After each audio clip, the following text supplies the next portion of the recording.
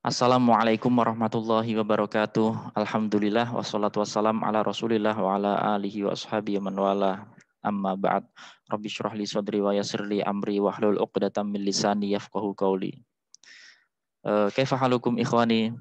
Arju an takunu bi khair. Alhamdulillah kita kembali lagi di pembahasan tentang hak-hak persahabatan ya. Fi huquqis suhbah. Bagian ketiga. Subbab yang kita baca, kita bahas masih tentang menutupi aib saudara pada nomor ketujuh ini. Bismillahirrahmanirrahim.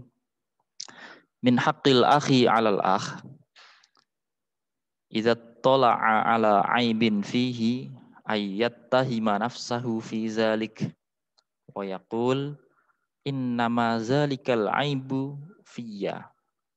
Termasuk hak saudara terhadap saudaranya adalah apabila seseorang ini mengetahui aib saudaranya, maka hendaknya ia mencurigai dirinya sendiri dan berkata, sungguh aib tersebut yang ada pada saudaranya itu terjadi sebabnya ada pada diriku. Mengapa demikian?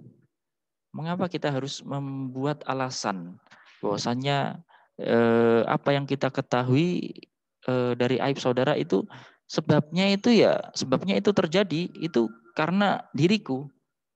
Karena seorang muslim terhadap muslim lain itu bagaikan cermin.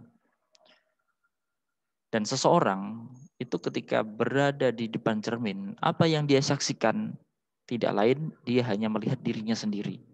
Begitulah satu muslim dengan muslim lainnya. Mereka ibarat cermin satu dengan yang lainnya. Dan sesama saudara muslim dengan muslim lain itu mempunyai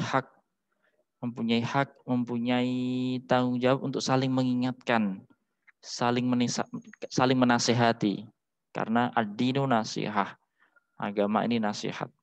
Kalau seandainya ada saudara atau sahabat muslim yang mereka melakukan aib, melakukan suatu kesalahan, melakukan kemaksiatan, kekhilafan, nah itu kita jangan menyalahkan mereka.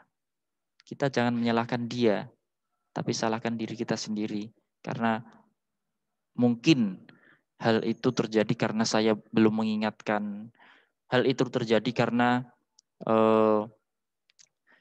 saya kurang peduli dan yang lainnya. Nah, seperti inilah agar kita selalu berhusnudon kepada teman, agar kita selalu menyalahkan nafsu kita sendiri. Salahkan nafsu kita sendiri.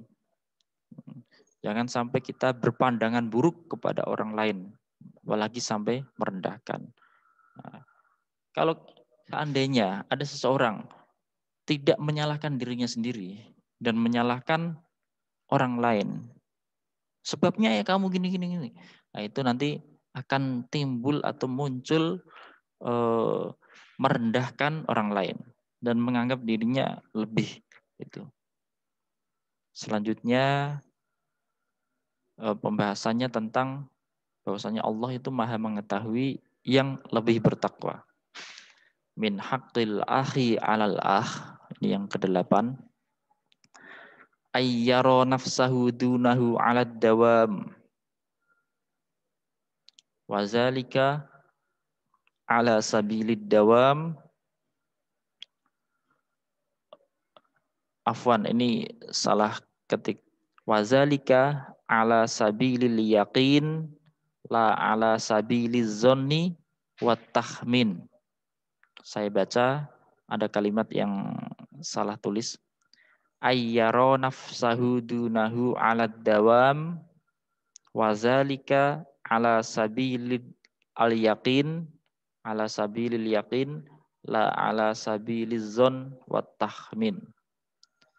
Hendaknya seseorang senantiasa memandang dirinya lebih rendah daripada saudaranya dengan penuh keyakinan, bukan hanya prasangka atau dugaan semata. Nah, kita dianjurkan agar kita itu selalu melihat orang lain itu lebih baik. Orang lain itu lebih baik. Maksud di sini memandang dirinya lebih rendah adalah rendah hati ya. Ya. Kita disuruh atau diperintah untuk melihat orang lain itu lebih baik dan diri kita lebih buruk. Nah, agar tidak timbul kesombongan, agar tidak timbul keangkuhan, gitu. Dan ini sangat baik. Kalau seandainya ada orang, nah, ada orang misal dia sabar, misal ada teman apa namanya teman-temannya misal memojokkan, membuli, tapi dia sabar, sabar. Ini terpuji, sangat terpuji, sangat terpuji. Sabar. Makanya sampai disebutkan oleh Imam Asy-Syadzili, beliau ketika bertafakur, beliau bertadabbur, ketika tahu bahwasannya Allah Subhanahu wa taala menjadikan tumbuhan-tumbuhan,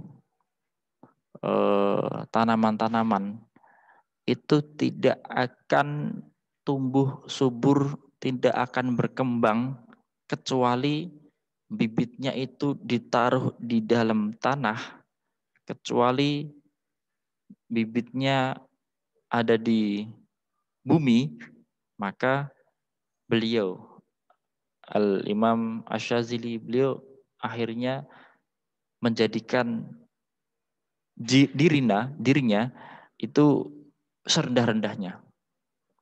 Seseorang kalau mau meneladani, mau bertadabur apa yang ada di sekitarnya, seperti yang ditadaburi Imam Asy-Syadzili, tumbuhan, tanaman ini nggak akan bisa tumbuh berkembang menjulang tinggi kalau dirinya tidak berada di bawah. Kalau bibitnya tidak ada di tanah, gitu.